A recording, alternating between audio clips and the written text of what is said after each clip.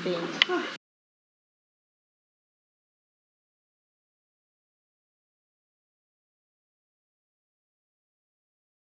Martín. Uno de los momentos de reflexión y de mayor emotividad del festival es este homenaje a la ADA, a la querida y señera Asociación Amigos de la Danza. Agradezco infinitamente a Roxana Greenstein haberme permitido llevar a cabo esta idea que titulamos Amigos de la Danza, una cofradía que hizo historia. ¿Y por qué cofradía?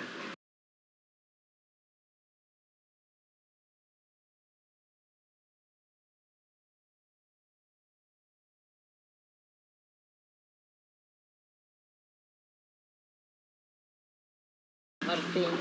Uno de los momentos de reflexión y de mayor emotividad del festival es este homenaje a la ADA, a la querida y señera Asociación Amigos de la Danza. Agradezco infinitamente a Roxana Greenstein haberme permitido llevar a cabo esta idea que titulamos Amigos de la Danza, una cofradía que hizo historia. ¿Y por qué cofradía? Bueno, es una palabra con mucha magia, muy noble. Es una unión de personas con unos mismos intereses, especialmente si estos son profesionales y altruistas. Y es que eso fue ADA, una conjunción única de artistas tan relevantes que hicieron historia y marcaron un camino. Así que vamos a ver un video de introducción y seguimos.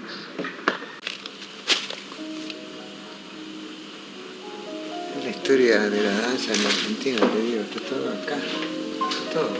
Las Flores del Mar de Galanta, concierto de Grigorieva, tango de Amalia Lozano, Crisis de Giachero y Recordando el Amor. Recordad el amor. Esto es, perdóname, ese debe haber sido el primer programa de Amigos de la Danza. Yo no estaba en la Argentina, si no lo recordaría.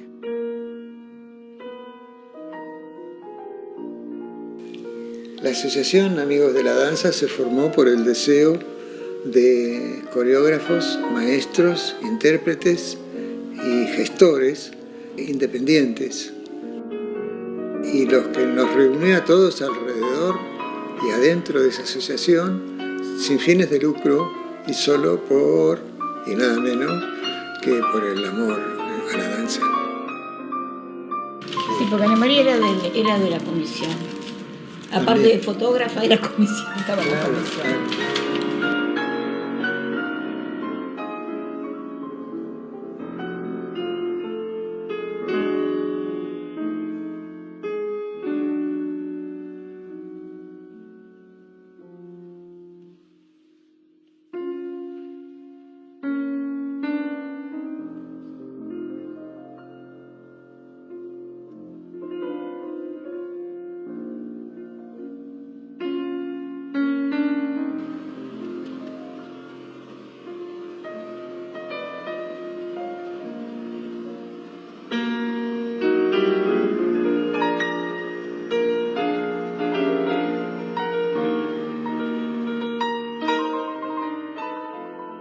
Para poder crear o componer y presentar obra al público, había que proponer el proyecto a la comisión, presentando un fragmento de la obra que estabas proponiendo.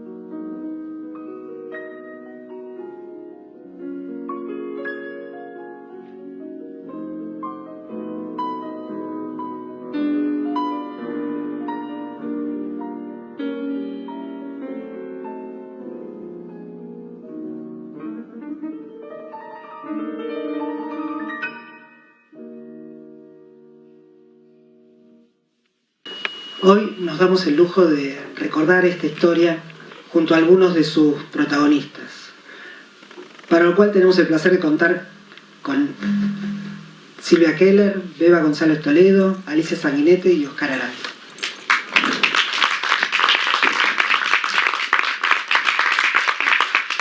Mientras se acercan, les cuento que se han comprometido con este homenaje de una manera apasionada y generosa, en línea con el espíritu de la Hada, lo cual realmente les agradezco de corazón. Y junto a ellos vamos a charlar de la historia, de anécdotas, de vivencias, de legado. Así que vamos a ir ordenándonos con algunas preguntas, y esas preguntas van a disparar las charlas.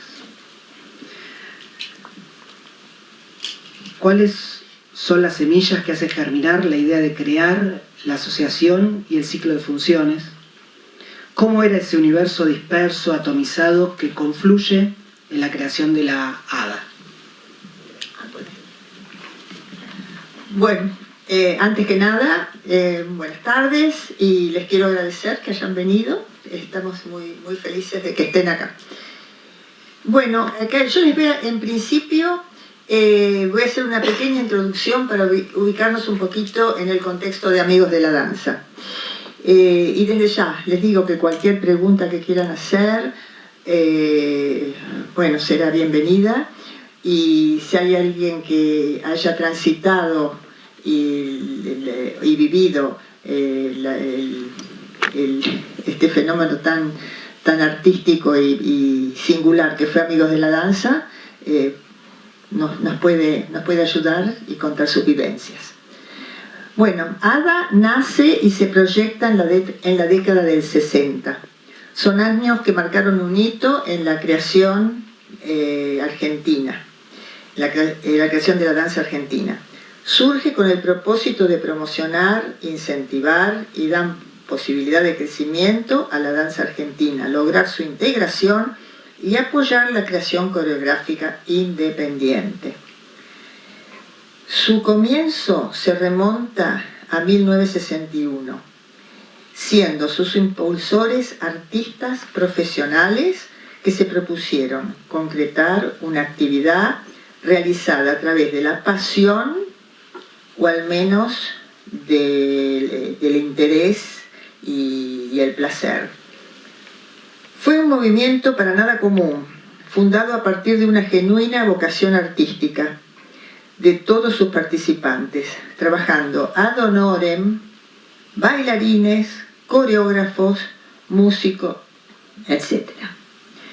Sus miembros fundadores, bueno, recién se vio en la película, lo voy a repetir rápidamente, fueron Tamara Grigorieva, Ekaterina de Galanta, Renate Jotelius, Roberto Yaquero, Amalia Lozano, Fernando Emery, Inés Malinov y Carlos Santillán hijo. Luego será nombrado presidente Luis María Campos Urquiza.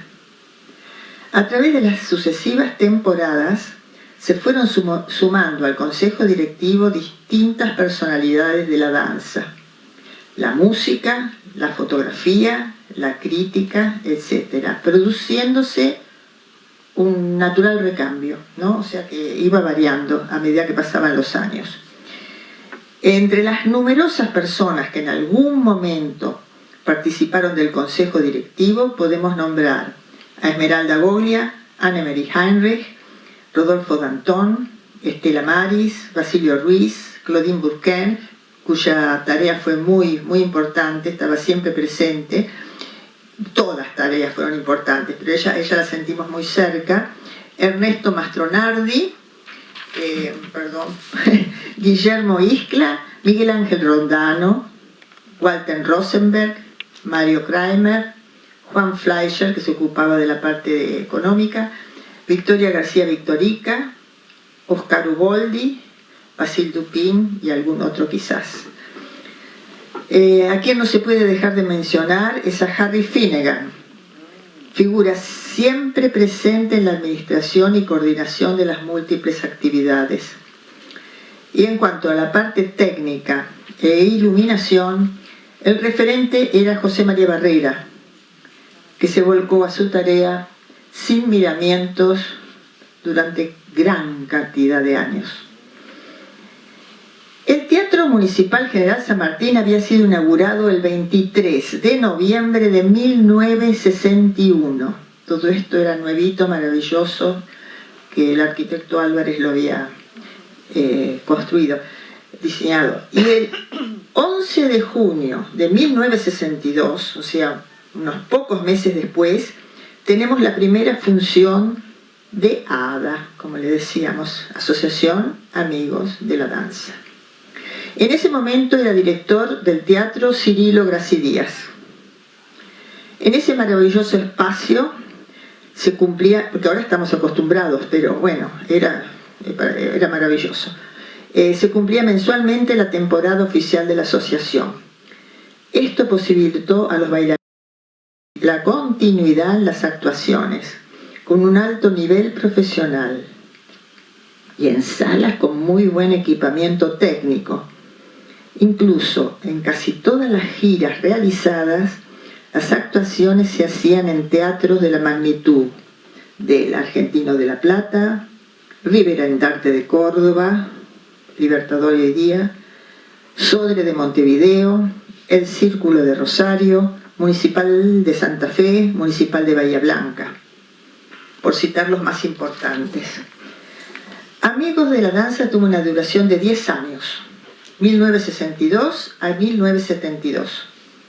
Una importante particularidad que tenían los espectáculos era que en una misma función había ballet clásico y danza moderna, cosa totalmente impensable hasta ese momento, porque había como una guerra fría entre las dos cosas, ¿no? Entre los dos estilos y técnicas. Incluso bailarines clásicos participaban en algunas ocasiones en obras de danza moderna y viceversa también.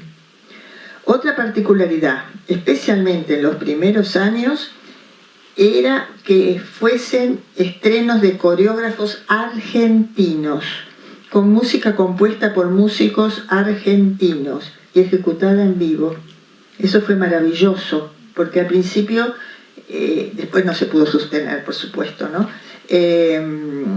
Al principio era como un espectáculo coreográfico musical, porque estaba, a lo mejor tocaban a 2 pianos, había un percusionista, todo en vivo, había una cantante, por ejemplo, en Recordad del Amor, acá hay una presente que lo estrenó, tenían la cantante en vivo.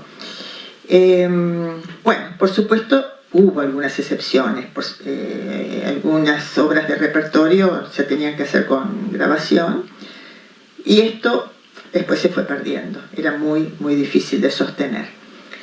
Hasta fin de 1966 los compositores que crearon para ADA fueron Jorge Arandia Navarro, hasta el 66 estoy diciendo nada más, ¿no? Jorge Arandia Navarro, Armando Cabrera Urquiza, Manuel Juárez, Alcides Lanza, Ernesto Mastronardi, Astor Piazzolla, Waldo Llamarela. Todos artífices de una carrera profesional muy, muy importante. Dada la calidad de los espectáculos, había mucho interés en colaborar. Según una entrevista realizada a Ernesto Mastronardi, contó que hizo un arreglo del quinteto de Piazzolla para ser tocado a 2 pianos para la obra de Amalia Lozano llamado Tango para una ciudad. Al año siguiente, Piazzolla con su quinteto hizo la grabación para que su música fuera usada. Lo pensamos una maravilla. También los artistas plásticos contribuían con vestuarios y escenografías. Fueron muy numerosos y colaboraron con su creatividad realizando producciones de alto nivel. Muy difícil nombrarlos a todos, pero puedo decir que eran de una destacada excelencia profesional.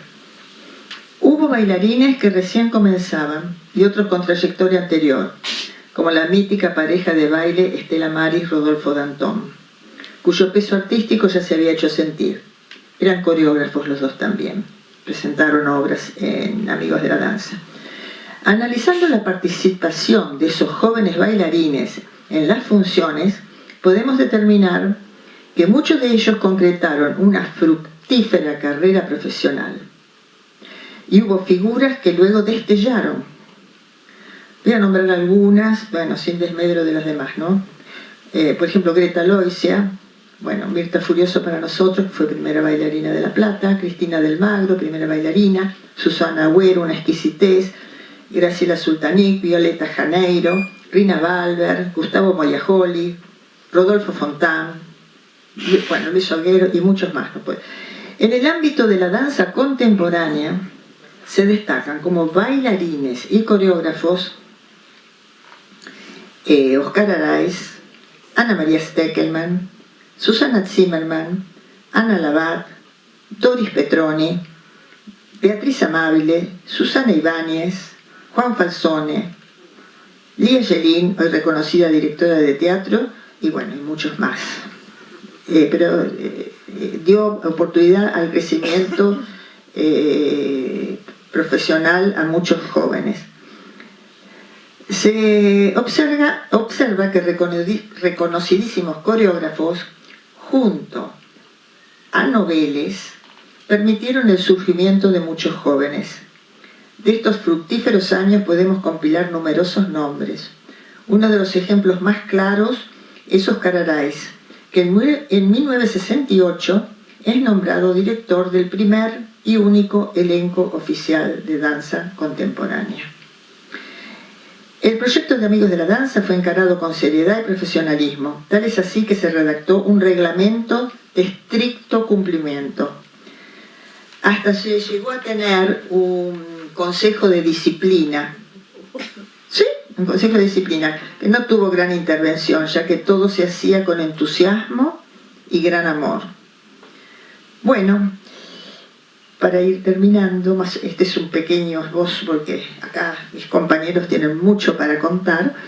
Les voy a leer el punto 1 del reglamento que resume los objetivos de la institución. Decía, sus objetivos son los objetivos de ADA, ¿no? Entre otros, los de promover coreógrafos, bailarines, compositores, escenógrafos, figurinistas, etc., dándoles oportunidad de presentar sus obras, en lo posible estrenos absolutos y de música de autores argentinos. Se podría afirmar que la concreción de este fenómeno cultural, que significó Amigos de la Danza, ha germinado gracias al momento propicio, tal vez único, en que la asociación fue creada.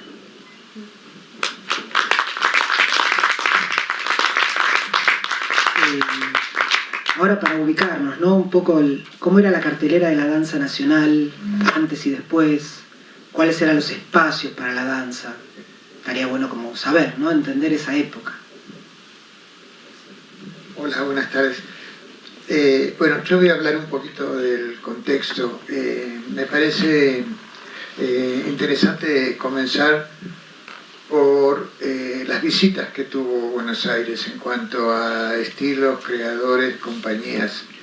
En ese sentido, la década de los 60 representa así una especie de constelación, porque fue muy brillante para la danza, para el teatro y para la danza, ¿sí?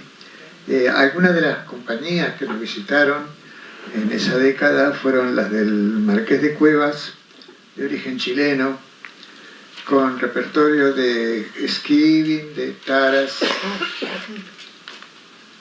con Rosela Hightower, Nina Virboa, Sergio Golovin y Basil Tupin, que después regresa a la Argentina como maestro de generaciones de bailarines argentinos durante esa misma década.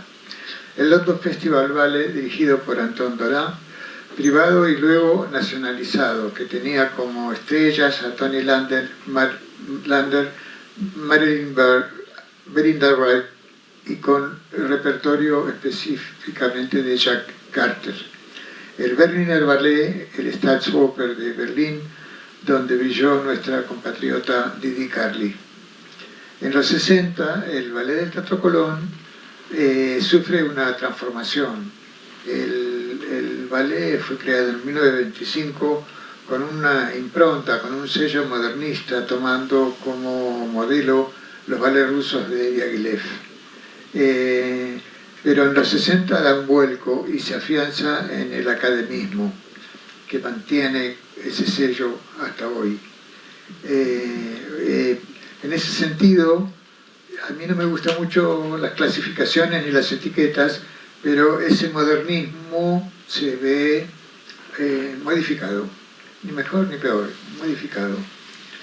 En esa década, algunos de los directores del ballet del Teatro Colón fueron Tamara Grigorieva, que justamente es una de las fundadoras de ADA, y Jorge Tomín. Jack Carter monta El Niño Brujo. Las primeras figuras eran Olga Ferri, Norma Fontenla, Esmeralda Goglia, José Neglia, entre otros. Bueno, ya lo dije, en el 60 se produce el regreso de Tupín a la compañía, y que había tenido una experiencia con el Marqués de Cuevas. Y ahí desarrolla a partir de esos años una importantísima labor pedagógica. En Buenos Aires se presenta por primera vez el ballet del siglo XX, dirigido por Melis Bellar, con figuras como Tania Bari, Paolo Martorucci y Germinal Casado. Y en el género de la danza moderna contemporánea, ya a esa altura estaba bastante mezclado los términos, hoy también siguen un poquito mezclados, pero bueno, las palabras son engañosas, y las etiquetas también. Así que a mí me gusta mucho siempre tratar de aclarar de qué hablamos antes de hablar de algo. Por eso a veces digo moderno y contemporáneo, así que cada uno puede entenderlo como quiera. Pero las principales compañías, y acá creo que sucede algo muy pesado, muy influyente, como la compañía de José Limón, la compañía de Paul Taylor, de Merce Cunningham, de Alvin Nicolais. La de Graham creo que ya había venido antes, es un dato que todavía no tengo muy claro. La primera vez que el Ballet Nacional chileno se presenta en la Argentina, no solamente en Buenos Aires, sino también en el Teatro Argentino de La Plata y en el interior del país, dirigido por Uthoff, el gran maestro, heredero de los principios de Kurt Jooss, por ejemplo, ¿no? A quien trajo su repertorio a Latinoamérica. Esa misma década, Dore Hoyer es contratada por la Dirección de Cultura de la provincia para crear una escuela y una compañía en el Teatro Argentino de La Plata. Mientras tanto, continúan las actividades pedagógicas y creativas de Renate Sotelius, Ana Itelman, Paulina Zona, Cecilia Ingenierios, Eli de Locardi y Luisa Glimberg, todas ellas formadas e inspiradas por la mano genial de Miriam Winslow, que es la verdadera madre de la danza moderna en la Argentina. Eso hay que remarcarlo, eso mucho, porque ahí se originó todo. Hay que ver que hoy en día las comunicaciones y los viajes y las visitas han cobrado una velocidad vertiginosa, y en aquel momento era muchísimo más difícil tener acceso a la información creativa. Entonces estas visitas eran realmente acontecimientos muy importantes. En esa misma década se crea el Instituto de Arte y Experimentación Torcuato Di Tella, que tiene, bueno, un brillo particular que trasciende los años que vivió, porque realmente fue también otro semillero, otro nido de visionarios, de atrevidos, de gente realmente que explotó, y por algo esa época es la época de la gran explosión liberadora de la juventud, del Mayo en París, que va a quedar en la memoria, aunque haya sido ilusorio quizás a la distancia, esa liberación fue el momento para emitir ese grito, ¿no? Yo recién preguntaba a Yamil cómo se gestó cuál fue el germen. Yo me he imaginado las conversaciones que tuvo la comisión directiva y la verdad es que gozo mucho imaginándomelas. Y ustedes también se las pueden imaginar, porque era como un campo virgen totalmente, esta convivencia, este respeto mutuo, era algo realmente inédito. Así que, pero de cualquier manera, a mí me encanta esta palabra que ellos encontraron, amigo de la danza. Amigo en su aspecto asistencial, de asistir el proceso, de acompañar, de nutrir, y revelador de lo que fueron después futuros intérpretes, maestros y creadores. Pero siempre conectados con los principios de la tradición académica o de la joven danza contemporánea y las tradiciones nacionales, que en nuestro caso son el folclore y el tango. No puedo reducirme a los estilos de la danza, porque estos diálogos eran todavía mucho más amplios al abrir a todas las artes una conversación que se produjo y que fue muy productiva, ¿no? Con las otras artes, con la música especialmente, con pintores, con escenógrafos. Bueno, no quiero repetir lo que ya repetimos y seguramente vamos a volver a decir. Pero solo una mirada con una gran amplitud y una actitud integradora, que para mí fueron los valores más interesantes de la asociación, puede producir el fenómeno Ada. Esta Ada a la manera de Diaghilev, de una Bauhaus, aunque la ausencia de compensación económica creo que es lo que la diferencia de todas esas otras instituciones. Aunque Diaghilev también siempre estaba corriendo detrás de alguna dama que le diera unos pesos, unos francos. Pero justamente esta ausencia de compensación, este ad honorem, como se dice, le otorga a Ada un brillo que es el de la pasión auténtica, es el del amor.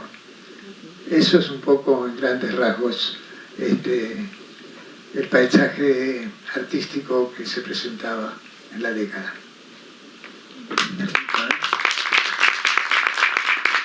Bien, y así tomando con esto de qué influencias reciben de otras artes, el entorno social y político de la época, ¿no? Para terminar de ubicarnos, porque estas compañías y estos espectáculos que vinieron maravillosos, pero bueno, también un poco más la parte que estaba pasando, ¿no?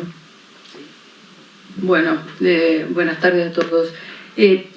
Vieron que parece que era toda una maravilla, y fue una maravilla la forma en que trabajaba la gente, la buena voluntad, la colaboración, el trabajo en forma sin recibir nada. Es decir, era puro voluntad y el espíritu de Amigos de la Danza, como lo decían Oscar y Silvia, realmente fue una maravilla. Ahora, yo les voy a hablar del contexto político y sobre todo los jóvenes piensen, ¿qué nos cambió? Porque en esa época más o menos el contexto era como nuestros tiempos, no crean que era tan distinto. Les voy a contar que la actividad de Amigos de la Danza comienza durante los fines del gobierno de Arturo Frondizi. El progreso económico y social será fecundo si sirve al desarrollo espiritual del país. Es en este contexto que se abren los canales de expresión que permiten el crecimiento y desarrollo de la actividad artística, generando el marco adecuado para su conformación. No solo es la danza la que se ve beneficiada por esta política cultural. Como dijo antes Silvia, es en esa época que se abre el Teatro Municipal General San Martín y hay mucha actividad cultural. Pero ¿por qué? Les comentaba lo que les comenté antes. Fue providencial que su inicio contenido por esta política cultural, se permitiera generar un marco organizativo adecuado que permitió que supervisar su supervivencia hasta 1972, ya que su funcionamiento transcurre en un marco de inestabilidad política de nuestro país. Es decir, que comienza en la época del doctor Frondizi, que tiene esta política de apoyo a la cultura, sí que hay una política cultural, que hay ideas a través de las cuales se establece un gobierno, pero es a partir de ese marco que se establecen unas bases claras de funcionamiento. Pero ¿qué pasa después? El doctor Arturo Frondizi fue el primer presidente elegido en las urnas en 1958. A los 3 años, luego de 3 años de gobiernos de facto, es decir, que hubo 3 años de gobierno de facto, surge Frondizi. Luego es depuesto y es reemplazado por el presidente de la Cámara de Senadores, José María Guido, que dura 1 año como interino, y en 1963 asume la presidencia Arturo Illia, quien es depuesto en 1966 y siguen los gobiernos de facto hasta el año 1973. O sea que, como verán, la situación era inestable y evidentemente también esto se vivía, pero no impidió en ningún momento este espíritu de llevar adelante los ideales que uno tenía con la danza. Esto me parece importante, ¿no? Es decir, cómo esa gente, a pesar de toda la turbulencia política y social, llevó adelante esta magnífica tarea que fue Amigos de la Danza.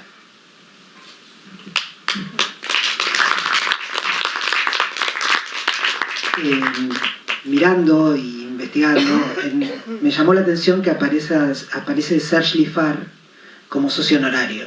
Entonces le preguntaba si eso nos conecta de alguna manera con el Ballet Russe, con la Ópera de París, o cuáles eran los vasos comunicantes de la danza argentina con el mundo.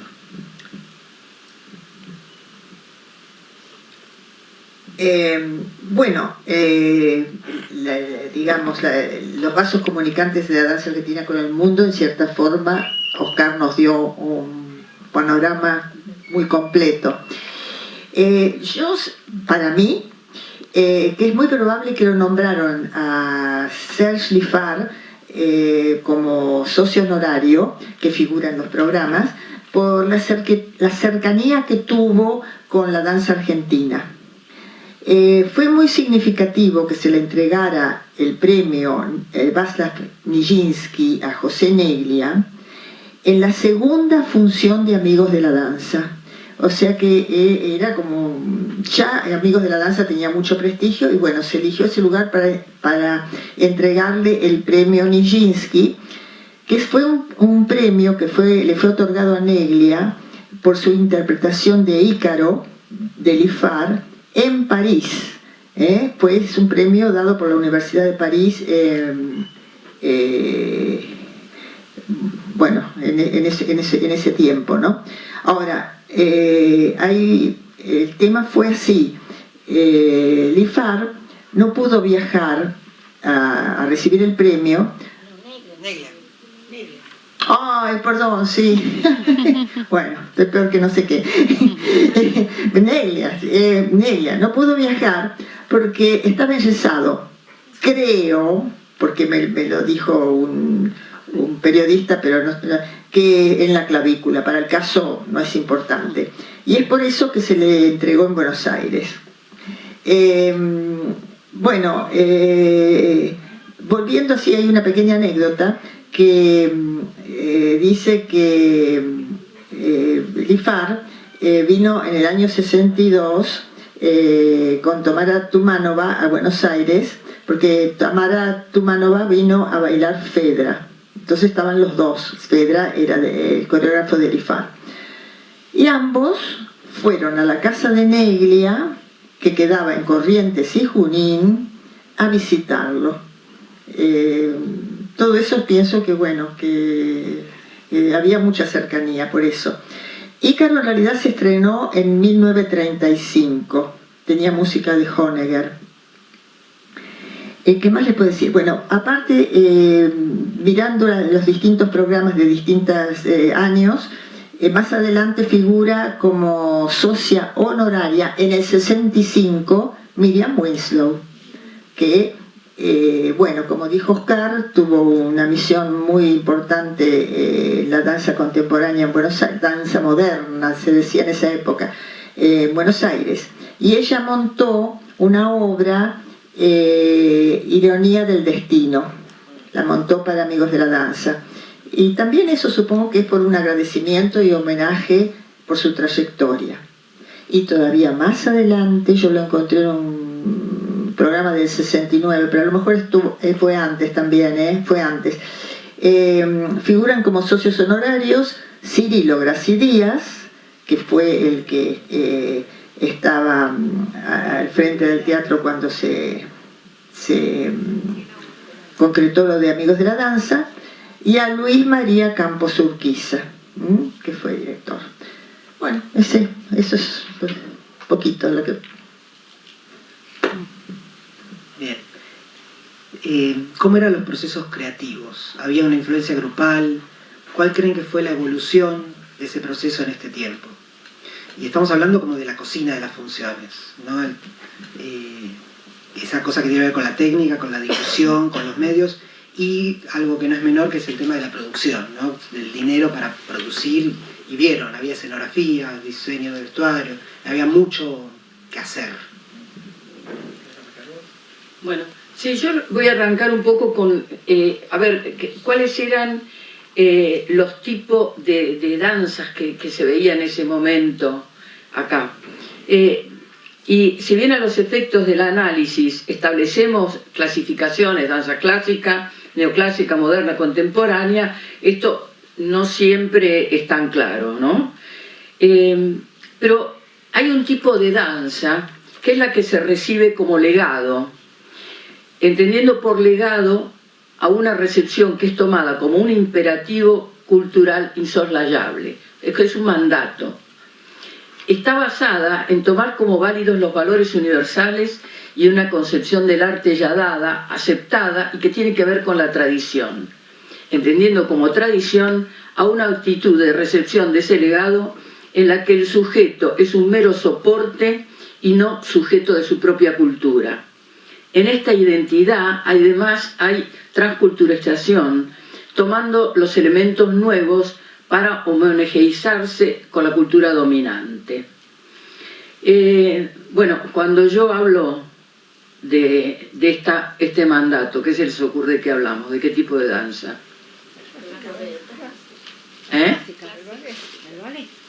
De la danza clásica, así es. Refiriéndose a este aspecto, Gruner considera este legado como un trasplante cultural. En las nuevas naciones se repetía, dice Gruner, en condiciones bien distintas al modelo europeo, y que al constituirse en culturas nacionales tuvieron mucho de ficción, pues su inspiración partió de las madres patrias, ¿no? Es decir, todos los cuentos de princesas, hadas, poco tenían que ver con nuestra realidad. En el momento de Amigos de la Danza que analizamos, en danza moderna habrían convivido dos aportes, el europeo, por Mary Bigman, y el norteamericano, por Winslow, que lo traía Rodolfo Danton, Anna Itelman y Cecilia Ingenieros. Y aparte estaba Renate, que acá Oscar nos puede contar algo muy especial de que siendo Renate alemana comentaba, ¿no?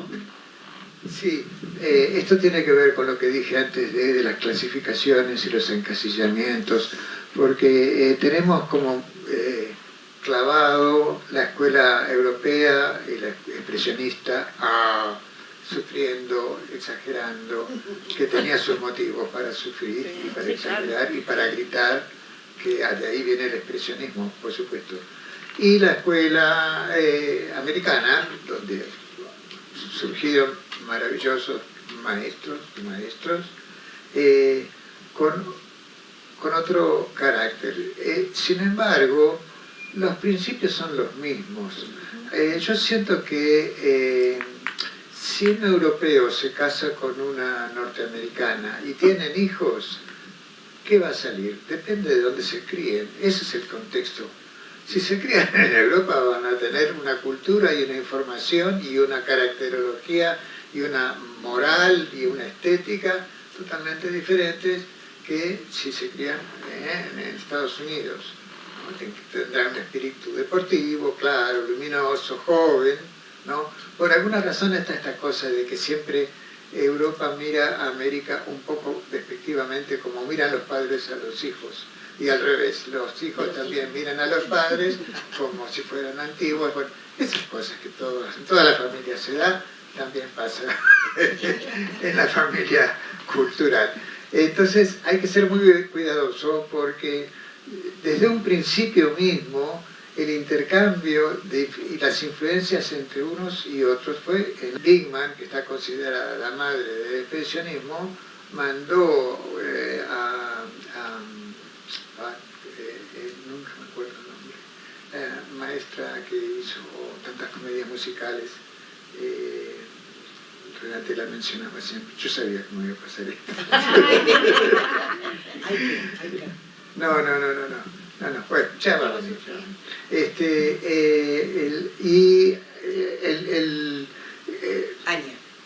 Anya, gracias, Hall, muy bien, Anya Hall, eso. Entonces, la de profesora de que toma mucha clase en Renate. Claro.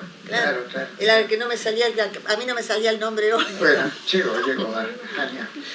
Maravillosa, que después hizo una carrera, no solamente poniendo una escuela, digamos, con el estilo de Bigman, anda a saber cómo sería ese estilo, sino que trabajó mucho en comedias musicales, en películas, hizo una gran carrera de danza hacia lo popular, digamos, ¿no? Hacia la industria del cine.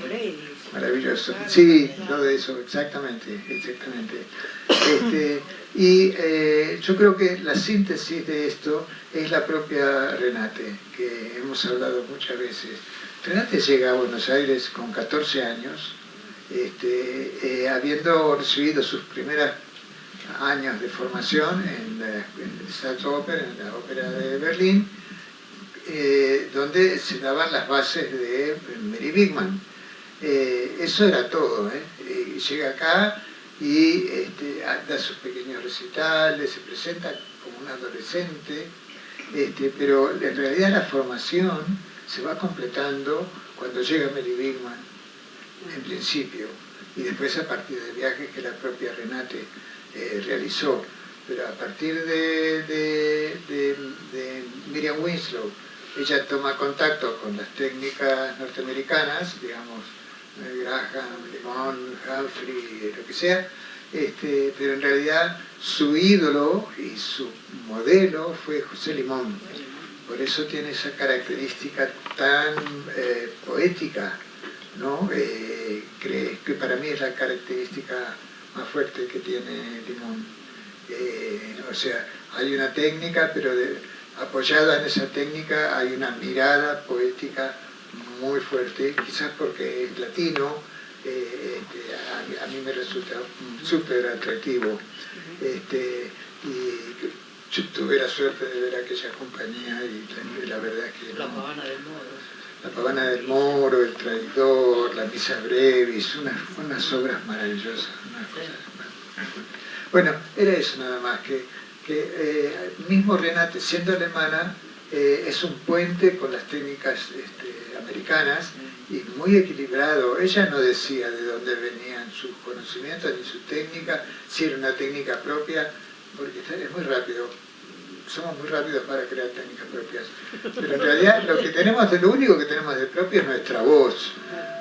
No importa la técnica que estemos mencionando, pero es nuestra voz la que va a tener ese mensaje, ¿sí?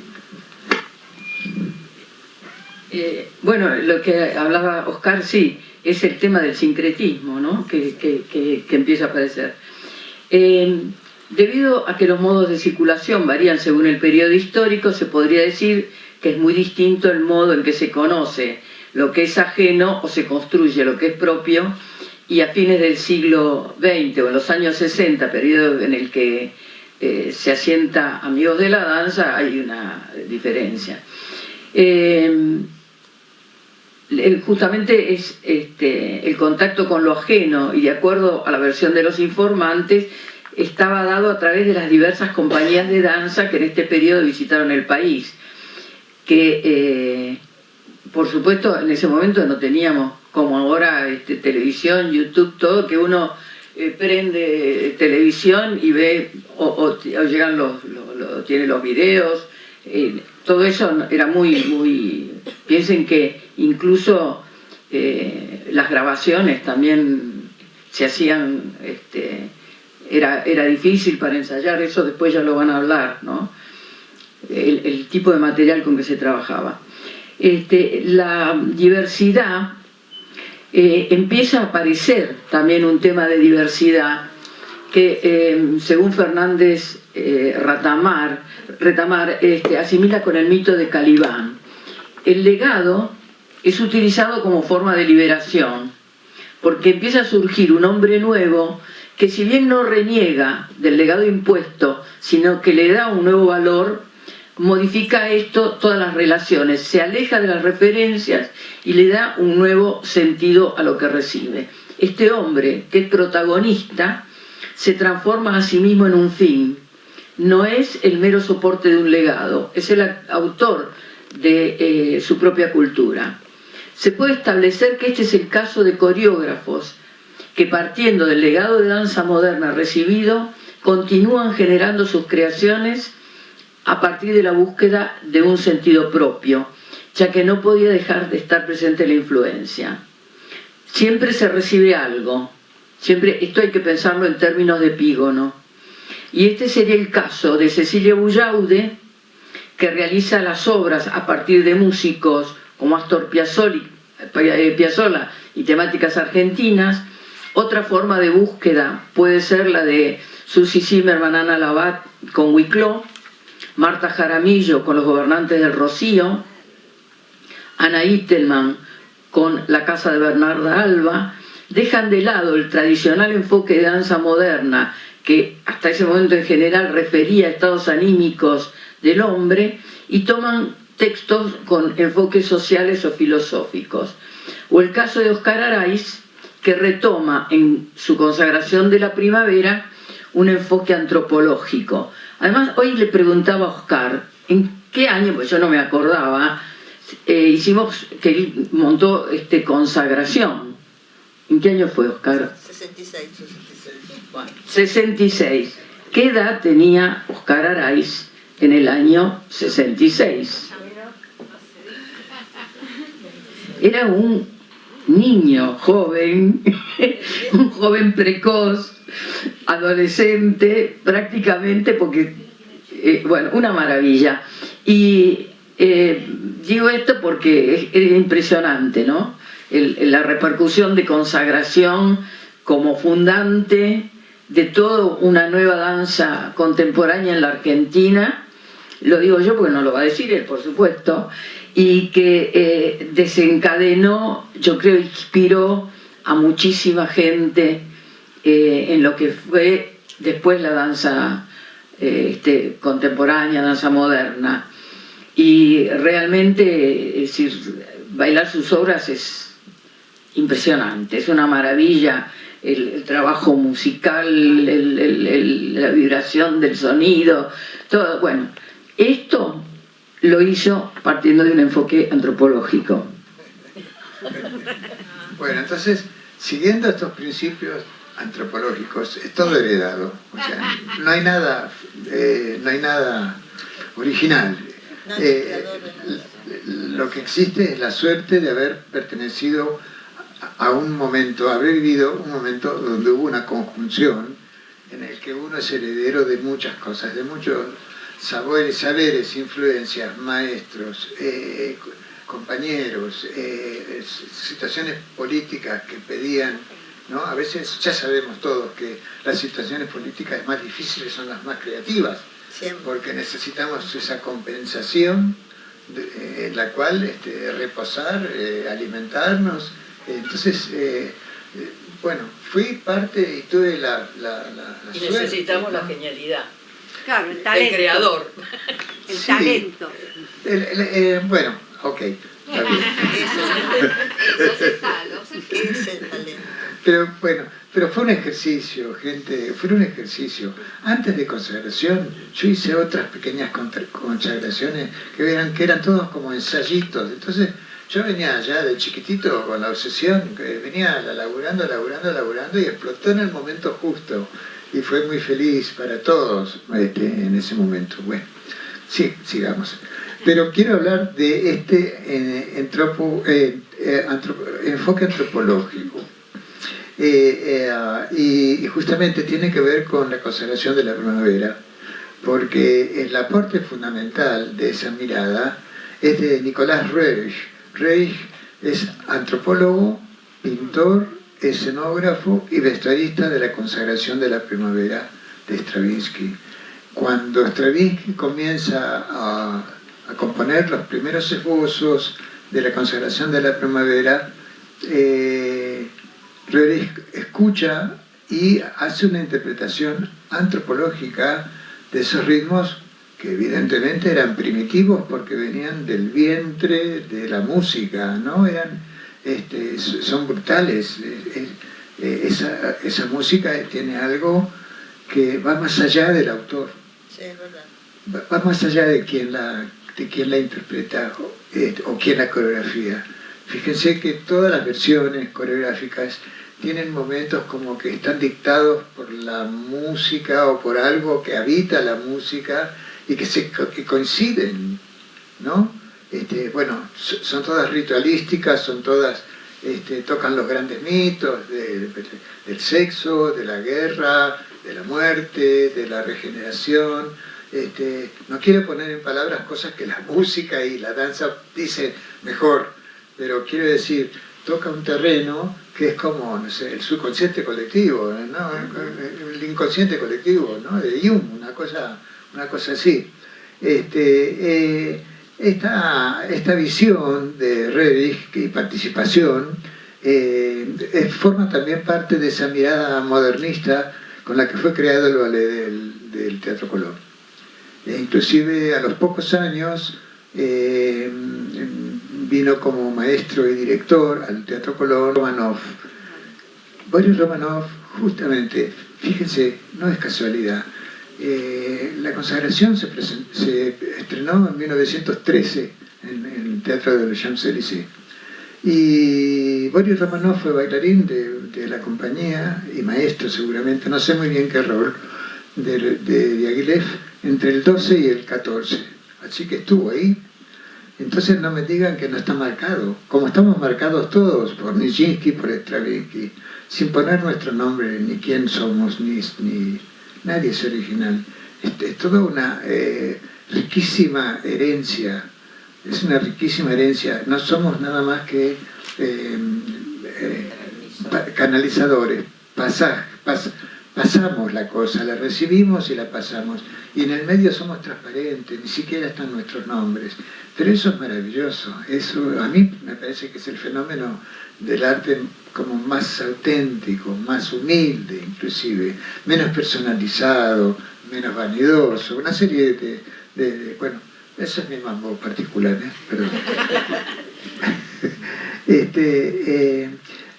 Otra cosita, este enfoque antropológico se puede resumir en las interpretaciones, en las interacciones entre los compositores, los coreógrafos, los pintores y poetas, resultando un repertorio transdisciplinario verdaderamente experimental, que articula la concepción de obra total, como fueron las colaboraciones entre Fokin, Nijinsky, tanto Václav como Bronislava, su hermana, y posteriormente Massin, Lifar, Balanchine, con Borodín, Rimsky-Korsakov, Stravinsky, Prokofiev, Debussy, Ravel, Satie, Poulenc y Bax, Picasso, Rouault, Matisse, Cézanne Aubrac, o poetas como Mallarmé y Cocteau. Bueno, no dije nada, Pavadita. Pero eso influyó, ¿no? Nos influyó a nosotros grandemente y por suerte además. En nuestro país esa tendencia se refleja rápidamente con las colaboraciones entre danza y música con compositores, digo algunos nomás, porque son muchos, como Pascual de Rogatis, Llaneo, Julián Aguirre, Alberto Williams, Juan José Castro, García Morillo, Carlos Guastavino o Alberto Ginastera, que en ciertos periodos estos compositores conforman una corriente que yo no sé si está quizás mal llamada nacionalista, porque todo es relativo esto también, y hay especialistas que lo van a poder decir mejor que yo. Pero en ADA, que es a donde quería llegar, estos ejemplos, estas interacciones se producen muy claramente, por ejemplo, con Ernesto Mastronardi y Armando Cabrera Urquiza con Roberto Jaquero. O sea, Jaquero hizo piezas musicales de Mastronardi y de Cabrera Urquiza. Alcides Lanza con Tamara Grigorieva, fíjense qué combinación. Renata Yoterius con Waldo Llamarela, otra combinación muy particular.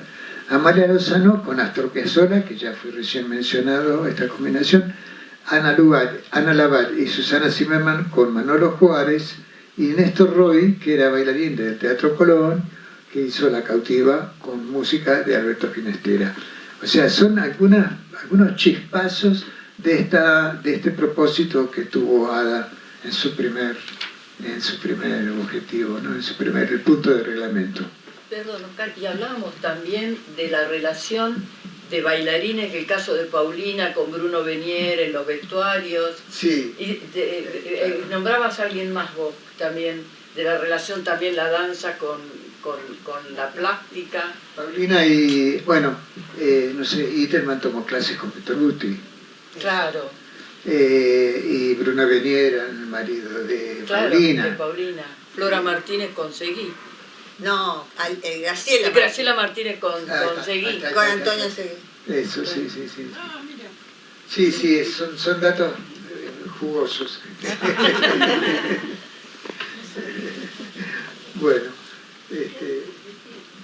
Bueno, y la pregunta también tiene que ver con la producción, ¿no? Que esto hablábamos y Alicia. Bueno, buenas tardes. Para que todas estas cosas maravillosas de que se están hablando se pudieran ir concretando, yo paso a relatar un poco la parte administrativa que ayudó para que todo esto se pudiera estar realizando.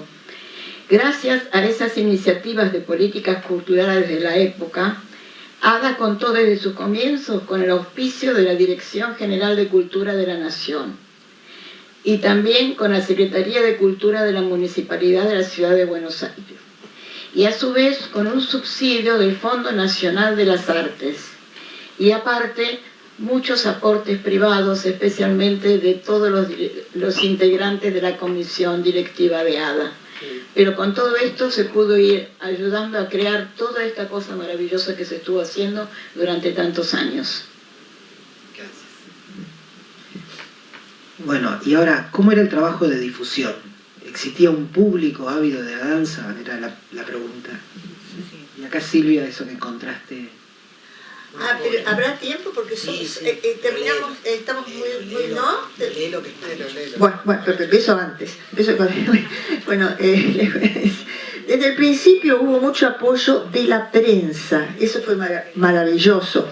Ya el 8 de marzo de 1962, ellos se estrenaron en junio. La primera función fue en junio. Ya en marzo salió un importante artículo titulado, grande, El oficio de bailar en ADA. Ese artículo de una página salió en el rotograbado. Los jóvenes no sabrán lo que es el rotograbado. En el 69 ya no existía más. No sé, lo hacían con otra mecánica.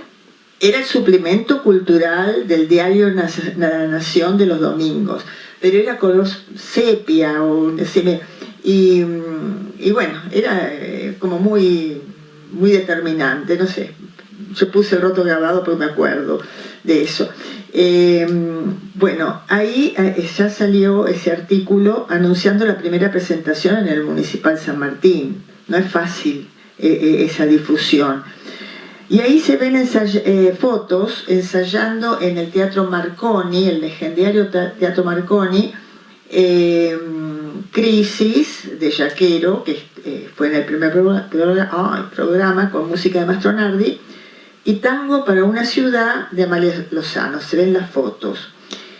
Entre ellas hay una muy grande, hermosa, de Didi Carli, porque Didi Carli también estuvo al principio en el elenco de bailarines que habían seleccionado. De eso se hablará después. Ella después, claro, se fue porque hizo su carrera afuera. Lo mismo también en el 64 estuvo bailando a veces Nidia Neymayer, que también son, pues era una juventud que hicieron todos una carrera, casi todos una carrera muy importante.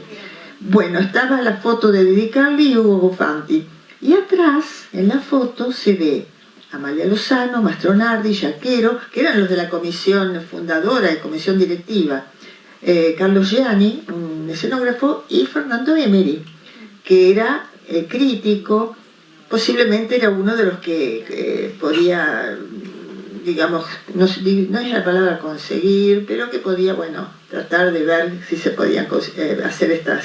Fue el crítico de danza más importante que tuvo la Argentina. Sí, por eso, sí, no, pero me refiero que a lo mejor al estar en la comisión directiva, pienso que a lo mejor ayudaba. Él empujaba mucho con todo eso. Sí, también estaba Inés Malinov, que bueno, que creo que trabajaba en La Nación, creo. Sí, en La Nación. Sí, bueno, pero bueno, posiblemente, bueno, acá, en mayo pude registrar, iban a estrenar en junio. En mayo hay un anuncio en el Diario de la Nación, yo tengo estas críticas en mi casa, con las funciones a realizar en la Sala Martín Coronado. Y ponían, ya tenían todo programado, pusieron estreno 11 de junio, luego 16 de julio, luego 13 de agosto, luego 10 de septiembre, luego 15 de octubre, todas a las 22 horas. O sea que tenían todo perfectamente programado. Una organización que, bueno, la verdad que trabajaban... ¿Sabes, Silvia? No dijimos un detalle importante. El arreglo que se hizo entre ADA y el Teatro San Martín es poder contar con un día por mes para presentar su programa del mes, una función. El primer lunes de cada mes. Entonces no era tan difícil programar, porque el lunes como no había nada... Claro, pero se ocupaban, digamos, porque no, claro. A veces sí, hay claro, otras asociaciones que son más... Pero además eso permitía que los bailarines que fueran fijos en otros teatros pudieran estar presentes y estar bailando en las funciones de los días lunes. Claro. O sea, eso era una cosa que también se pensó exclusivamente para que todos pudieran estar presentes. Sí, por eso justamente uno de los, no sé si me estoy salteando algunos puntos, pero en el reglamento figura la creación de una especie de cuerpo de baile y se llegó a hacer una audición, pero en realidad eso no funcionó porque los que bailaban ya pertenecían a otros elencos, sobre todo los bailarines académicos clásicos de repertorio, tanto en el Colón como en el Argentino de La Plata o independientes, pero eso dificultaba muchísimo y poco a poco se fue ablandando esa cláusula, claro, y pasamos por varias etapas. Pero yo creo que me estoy adelantando. Sí. Igual como estamos atrasados, estamos metiendo. Eso lo iba a decir yo más tarde, pero él me saca texto. Le robé texto. No hablo más. Le robé texto. No. Mira, bueno, no digo nada entonces. Pero tenés que ver el papelito de cómo... Eso. Sí, pero quiero hablar todavía de la difusión. Hay cosas muy importantes. Vaya. Hay otros detalles importantes de la difusión, porque, bueno, que siempre después de las funciones salían críticas. No voy a nombrar los críticos, porque ya se nombraron, creo. Pero siempre se hacían críticas después de todas las funciones. Y otra forma de difusión era que en el programa de mano ya ponían la próxima función, ya anunciaban la próxima función. Y también había unos folletos que hacían con los próximos espectáculos, y en los folletos, ¿sabes? Yo traje acá, pero no, imposible mostrarlo, a veces, no, pero quiero aclarar una cosa. Otra forma de difusión fue que entregaban en las funciones un pequeño formulario, que nos hizo mucha gracia el formulario, por eso quieren que lo leamos, bueno, porque ahora es todo muy distinto, donde uno podía poner nombre y dirección y enviaban las actividades de ADA, o sea que se las mandarían por correo, no sé. Se entregaban al público. Ahí está. No, eso se entregaba al público, pero después cuando a eso le respondían Carta o por teléfono, no había mail. por eso, por carta o por teléfono, no había ni mail, ni WhatsApp, ni nada. Y se lo dejo para ella, y que ella también va a hablar de tu experiencia como público. Bueno, lo que se entregaba en cada programa era lo siguiente: Asociación Amigos de la Danza, señor espectador, si usted está interesado en seguir las actividades de Amigos de la Danza, le agradecemos llenar el formulario que está al pie. Y con ese gesto nos está sirviendo y nos está dando el aviso de todas nuestras actividades, como así también noticias de nuestra asociación.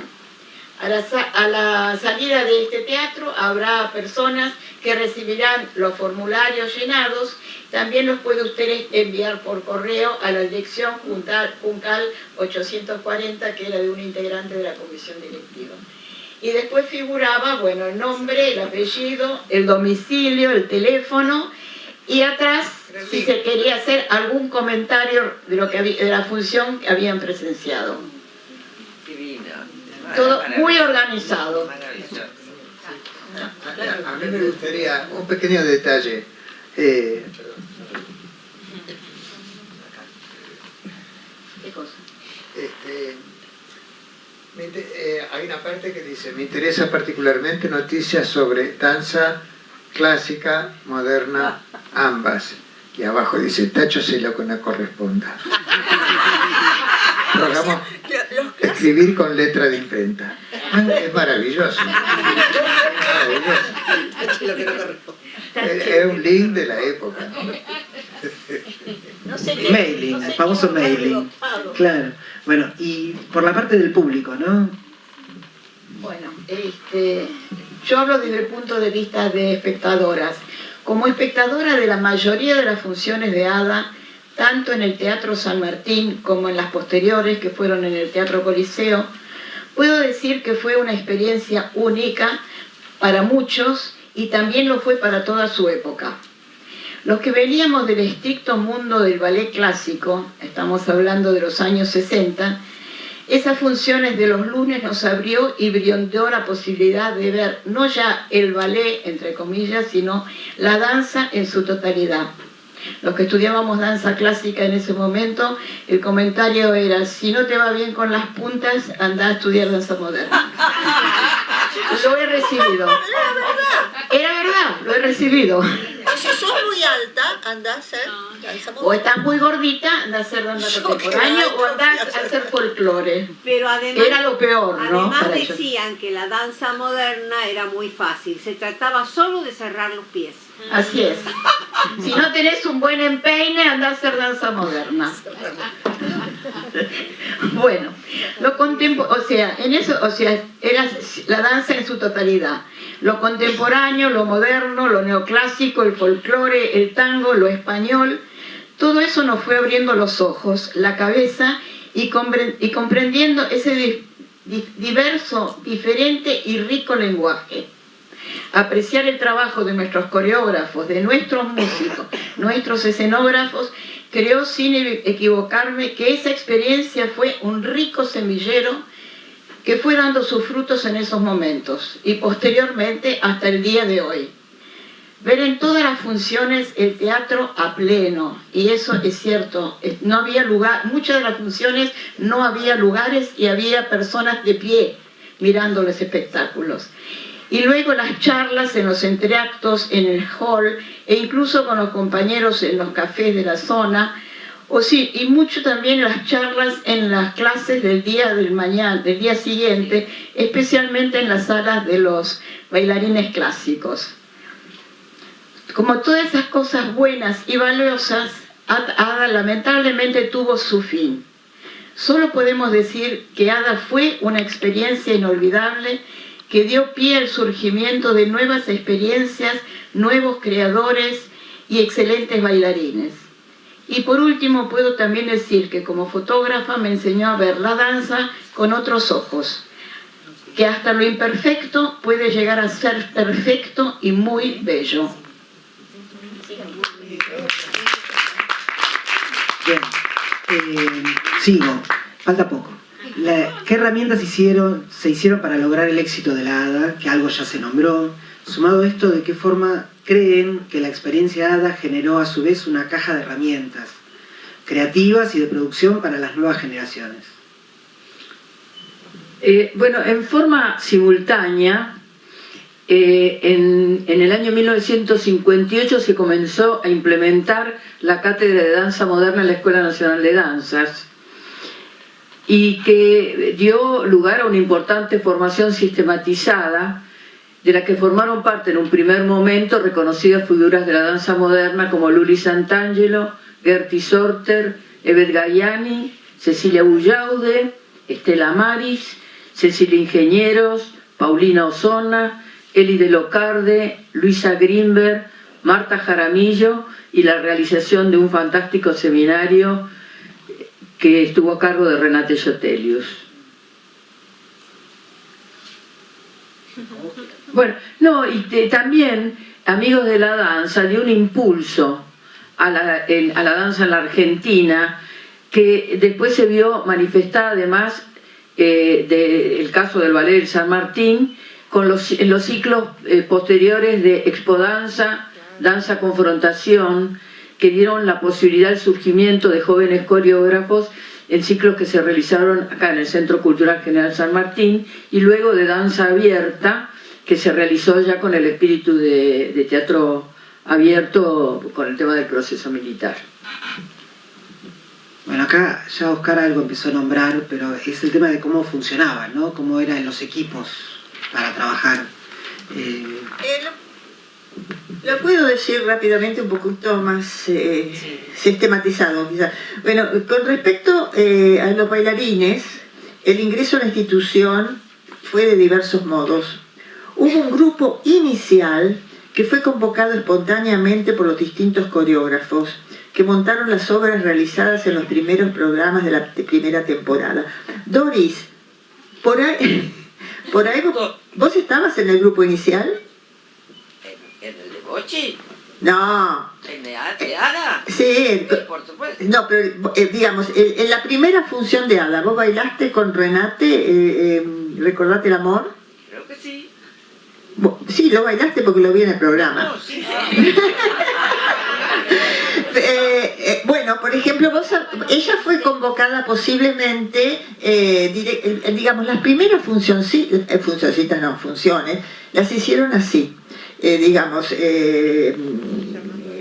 Grigorieva citó a determinadas personas, eso también me lo dijeron, Yaquero a determinadas, bueno, todas bailarinas de primer orden, jovencitas pero de primer orden. Posteriormente se realizó un llamado concurso con la incorporación de nuevos elementos. Esto era un sólido grupo de aproximadamente 50 personas, de ambas técnicas, de clásico y de moderno.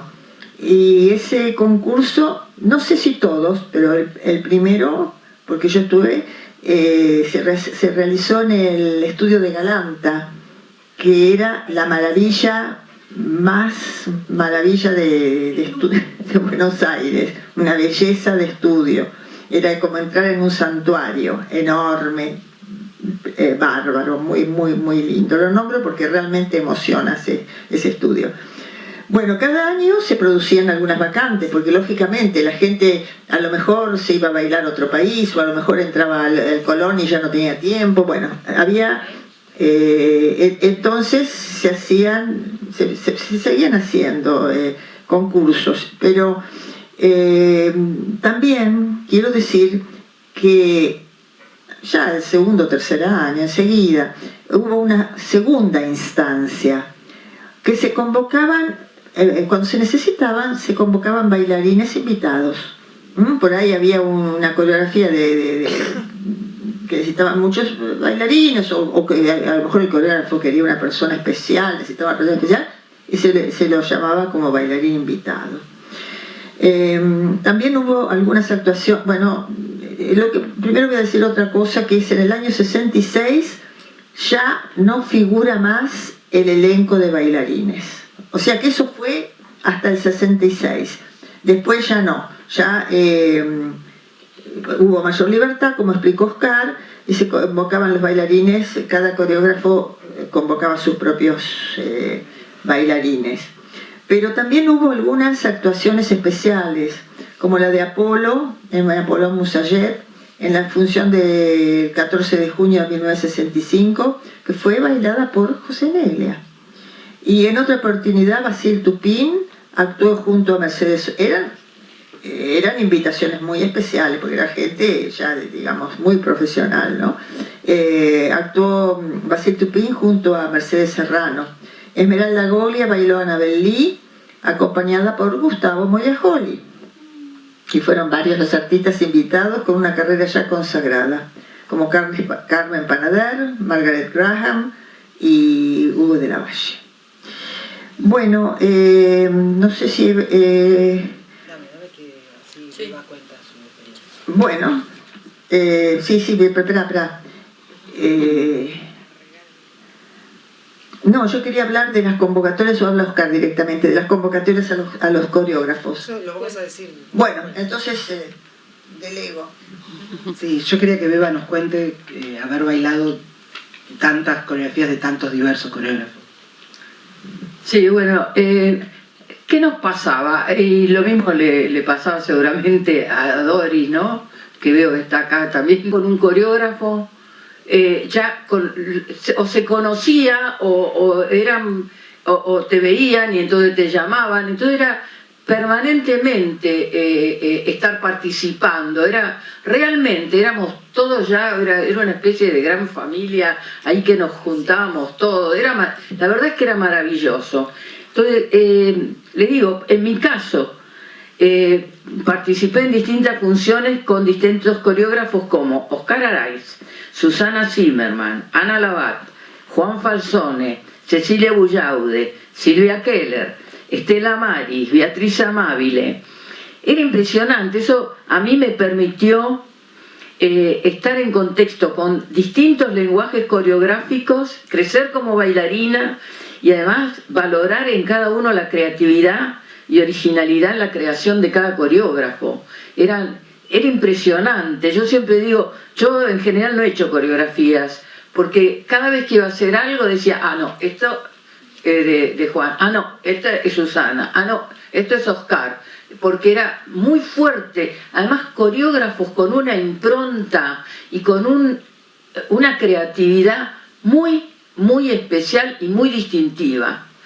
Es decir, cosa que a veces yo veo que últimamente hay muchas cosas de oficio, ¿no? Uno puede trabajar por oficio en la danza, pero la creatividad, la creación del movimiento, si bien algo hay que uno recibe, pero es decir, Oscar es Oscar, y uno lo ve y dice, eso es Oscar Araiz. Susana, uno la veía y decía, eso es Susana Zimmerman. Juan, uno decía, eso es Juan. Rodolfo Dantón es Rodolfo Dantón. Es decir, eran coreógrafos con una personalidad muy fuerte, y todo esto yo creo que se vivía y lo recibía el público, ¿no? Esa fuerza de los lenguajes coreográficos, además mezclados en una misma función con la danza clásica, con la danza folclórica. Era muy interesante, ¿no? Lo que se veía arriba del escenario, creo. Sí, no solo arriba, sino Lo que vivíamos nosotros.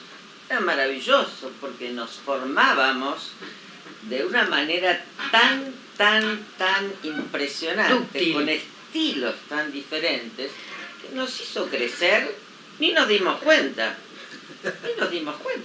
Fue maravilloso. Genial, Doris, gracias. Oscar, ¿cómo se proponía un trabajo?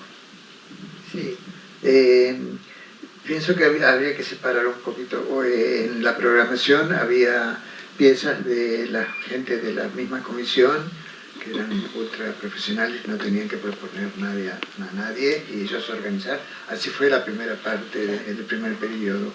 En cuanto a cuando comenzaron a hacer obras de autores noveles o jóvenes o que estaban recién comenzando, que es lo que me tocó a mí, había un sistema muy simple. Había que presentar un fragmento del trabajo a la comisión, un fragmento. Entonces la comisión decidía si podía ir o no podía ir. Era como pasar una audición. Una audición. Pasado ese momento, ya se daba comienzo a la producción y se organizaban los ensayos. Los ensayos eran un poquito como hoy, depende de quién está libre. Yo en consagración, ni siquiera en el general tuve a todos. Yo creo que en el estreno, cuando se estaba estrenando se veían las caras todos. Era mucha gente. Y había gente de compañías oficiales, gente de jazz, de la televisión. Era un zoológico aquello, maravilloso. Y en cuanto a la producción así de vestuario y eso, nunca nos faltó. Siempre la comisión conseguía y teníamos opciones de utilizar o figurinistas o gente que elaboraba y cosía o que armaba las escenografías en talleres. Los mismos escenógrafos conseguían los talleres donde se hacían. O sea, todo el mundo ponía todo, porque recibía mucho. Ese era más o menos el sistema. En cuanto a cantidad de ensayos y horarios y todo eso, cada producción tenía su propia locura. Lo que sí nos daba mucho, nos conseguía la comisión, era algunos espacios, como el sótano de la Secretaría de Cultura, como la radio municipal, cuando estaba todavía en el Teatro Colón, o algún club de barrio que había que viajar un montón y encontrar las llaves, saltar la reja. ¿Vos sabés que yo me acuerdo de haber ensayado en Cavalotti? Sí, no, muchos... Pagarían. Sí, puede ser. Un estudio. Sí. Bueno, eso. Y podemos ir a una reflexión final, así terminamos este encuentro tan feliz. ¿Yo? Sí. Dale. Es cortito. ¿Se acuerdan del reglamento que Silvia leyó, el punto 1? Sí. Bueno, yo creo que la similitud que hay entre los propósitos de Ada cuando concibieron esta maravilla se valoriza y se potencializa sin pretensiones revolucionarias, y que promueve, y esto ya lo hemos dicho, la integración de lenguajes artísticos y estilos de danza y su convivencia. Y creo que en ese punto reside verdaderamente el corazón de esta gran evolución que nos hizo atravesar Amigos de la Danza. Eso es todo.